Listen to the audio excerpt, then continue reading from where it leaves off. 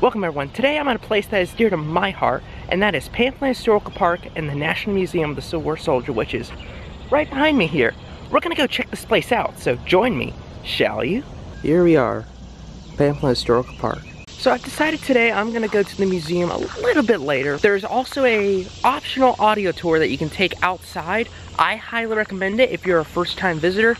I'm not gonna do it today because I've been here a few times and I know pretty much the surrounding areas. So after you come down this path, you got field quarter to the left and you got Tudor Hall to the right.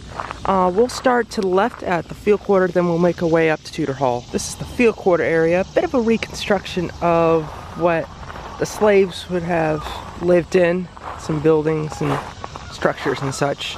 Got some tobacco growing and some other plants and some chickens over there. And this building actually is a exhibit.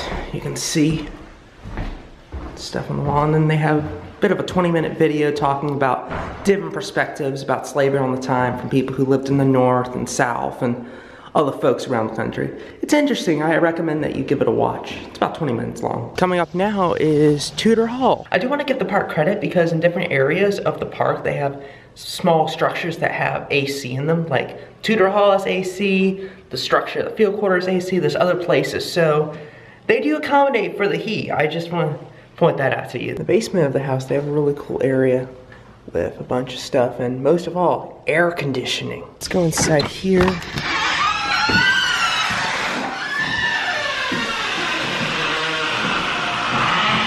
See different rooms they have set up for the time period. Also be aware that they have audio that plays when you come into a room, and don't jump 10 feet in the air like I just did. I should have gotten a camera, that was hilarious. They have another structure in the back of the house. This would have been the kitchen where all the meals would have been prepared. This is another room where they would have done laundry in. We're gonna take a break from looking around and we're gonna go to the rifle demonstration that's happening in just a couple minutes.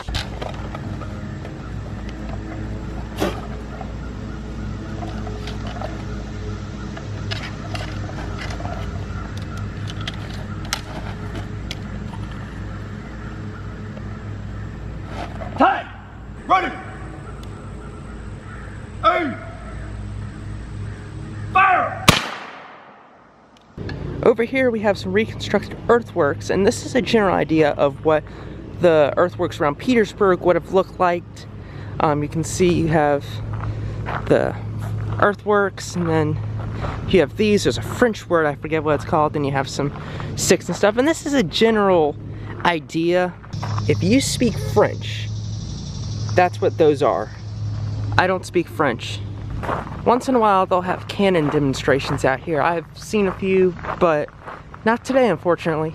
This structure right here is the Battlefield Center. There's a whole exhibit inside that we're about to go see and check out.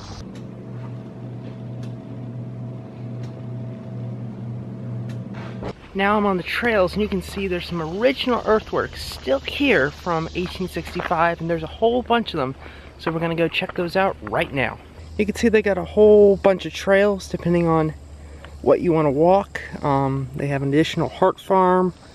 They got small trails. They got their main loop. I'm gonna go up to the farm first, and I may hit the main loop. In 1865, there would have been 0 trees around. So basically, it would have been one big flat meadow.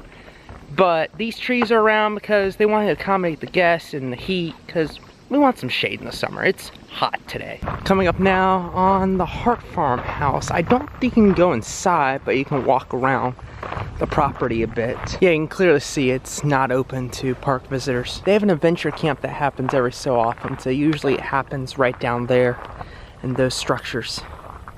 Plus there's a few more cabins that the trees are blocking right over there. So I've come to a bit of a fork in the road. If you want to go left, you can finish up the trail. There's earthworks, and you go left and continue. If you go right, that's the Headwaters Trail. It's over a mile long. I have never been this way, so let's go. Okay, another tip for the Headwaters Trail.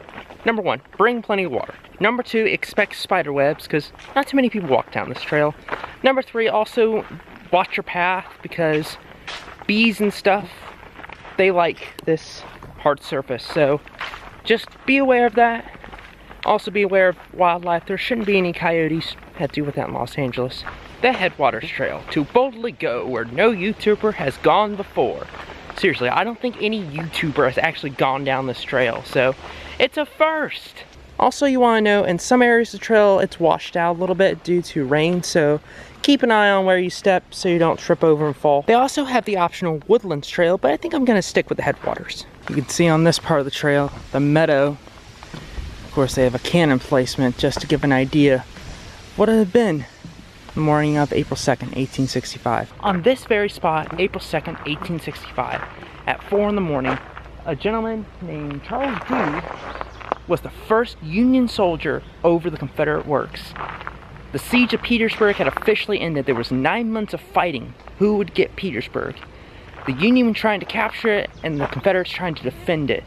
Finally, the earthworks had been broken and Lee had to leave Petersburg, and ultimately he surrendered a week later over at Maddox Courthouse. In case you're wondering why the battlefield center has a very unique shape to it, is because that represents how steep the earthworks were back in 1865 that wrapped around Petersburg. At the beginning and end of the trail, they have a little bit of an encampment that they have set up for visitors. They have a hut over here, they have a campfire over there, a couple other structures. Give a general sense of what camp life was like back then. Well, that's going to do it for this side of the park. I'm going to walk back to the main museum and go through there. Unfortunately, you can't really have any photography, so I'm going to respect that and do no videography as well. So this wraps up the end of coming here to Pamplin. It was really fun. I recommend that you come out here. If you haven't, please come check this place out. Right now they have $1 admission, but that is a very limited time offer because it's going to go back to regular rates at the end of this month. So yeah, get out here. Also, they have plenty of parking, so if you have an RV or other big vehicle, there's plenty of room for y'all. So take care. Have a great day. This just being paper, I could tear it apart with my fingers pretty easily. But if I'm running full tilt across the battlefield trying to negotiate, this thing is throwing out powder on one end, my bullet out the other, this thing will be worthless to me. I need a different way to open it.